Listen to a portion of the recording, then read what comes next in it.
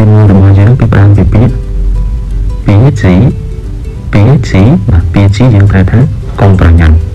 ចុះយើងមើលប្រយោគយើងពីចៅជីមិនឡើយពីចៅជីមិនឡើយប្រែថាកុំប្រញាប់ធ្វើបន្តិចម្ដង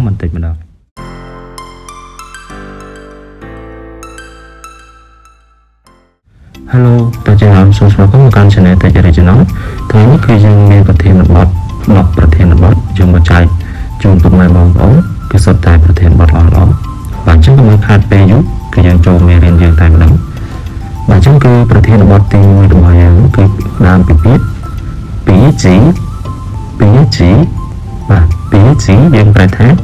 កុំប្រញាប់អញ្ចឹងយើងមើលពាក្យ2បាទពាក្យ2មួយនេះគឺយើងប្រែថាកុំអញ្ចឹងពាក្យមួយទៀត G បាទពាក្យ G យើងប្រែថាប្រញាប់ឬក៏អន្ទះសាអញ្ចឹងឥឡូវនេះគឺយើងយកពាក្យដែលថាផ្ដើមពីពាក្យ 2G បាទយើងយកមកបង្កើតប្រយោគតោះអញ្ចឹងយើងមើលប្រយោគរបស់យើងពាក្យ G មិនឡើយពាក្យ G មិនឡើយកុំប្រញាប់ធ្វើបន្តិចម្ដងបាទអញ្ចឹងប្រធានបទយើងទី1នេះគឺយើងបានមើលរៀនរួចហើយឥឡូវនេះគឺយើងចូលទៅដល់ពាក្យប្រធានបទទី2របស់យើងបាទអញ្ចឹងពាក្យប្រធានបទទី2របស់យើងនេះគឺផ្ដើមដោយពាក្យไม่恭喜បាទไม่恭喜យើងប្រែថាមិនអីទេតោះអញ្ចឹងយើងមកមើលប្រយោគរបស់យើងไม่恭喜你再试一次តោះយើងអានដល់ទៀតไม่恭喜你再试一次បាទយើងប្រែថាមិនអីទេអ្នកសាកម្ដងទៀតបាទអញ្ចឹងយើងប្រធានបទយើងមួយទៀតផ្ដើមពីពាក្យ来得及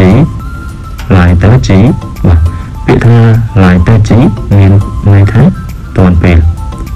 តោះអញ្ចឹងយើងមកមើលប្រយោគរបស់យើង现在厨房还来得及តោះយើងអានម្ដងទៀត现在厨房还来得及បើចឹងត្រង់ចំណុចនេះគឺយើងប្រែថាឥឡូវចេញដំណើរនៅទាន់ពេលបាទតោះចឹងយើងបន្តប្រយោគយើងទៀតបាទចឹងពាក្យដែលថាយើងត្រូវបន្តគឺពាក្យ来不及បើចឹង来不及យើងប្រែថាមិនទាន់ពេលតោះចឹងកុំឲ្យខាតពេលយើងចូលប្រយោគយើងតែម្ដងបាទចឹងសម្រាប់ពាក្យ来得及ឥឡូវនេះគឺជួយយើងមកបង្កើតប្រយោគតោះចឹងយើងអានប្រយោគយើង我快迟到了来不及吃饭了យើងអានបានទៀត我快迟到了来不及吃饭了ចឹងប្រយោគនេះយើងប្រែថាខ្ញុំចិត្តយឺតហើយមិនទាន់ពេលញ៉ាំបាយទេតោះចឹងយើងបន្តប្រធានបទជាងទៀតបាទដល់ប្រាពីពាក្យគួយពូតើបាទចឹងពាក្យគួយពូតើយើងប្រែថាមិនឆ្ងល់ទេថាចឹងយើងប្រយោគយើងដល់ផ្ដើមពីពាក្យគួយពូតើនេះបាទតោះយើងអានឡើងគ្នាគួយពូតើនេះ怎么了បាទអានឡើងទៀតគួយពូតើនេះ怎么了បាទចឹងយើងប្រែថាមិនឆ្ងល់ទេថាអ្នកហត់បែបនេះមិនឆ្ងល់ទេថាអ្នកហត់បែបនេះបាទចឹងយើងមើលពាក្យយើងម្ដងទៀត奇怪បាទ奇怪យើងប្រែថាចម្លែកតោះយើងមើលប្រយោគយើង奇怪他今天这么开心奇怪今天这么开心ចម្លែកមែនថ្ងៃនេះគាត់សប្បាយចិត្តបាទអញ្ចឹងយើងមើលពាក្យយើងបន្តទៀតtrongប្រធានបទផ្ដើមពីពាក្យ随便បាទ随便យើងប្រែថាតាមចិត្តឬក៏អ្វីក៏បានតោះអញ្ចឹងយើងមើលប្រយោគយើង你想吃什么随便បាទ你想吃什么随便បាទមានន័យថាអ្នកចង់ញ៉ាំអ្វី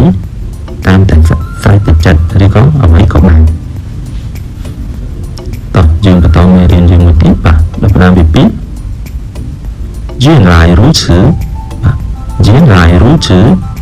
và miền này thấy bởi trên này xong và chân dương mà bây giờ là bao nhiêu diễn lại rú chữ của mình phải là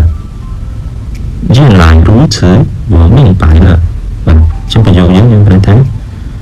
bởi trên này xong nhóm giờ là hơi tầm trường và bị giờ mình tiếp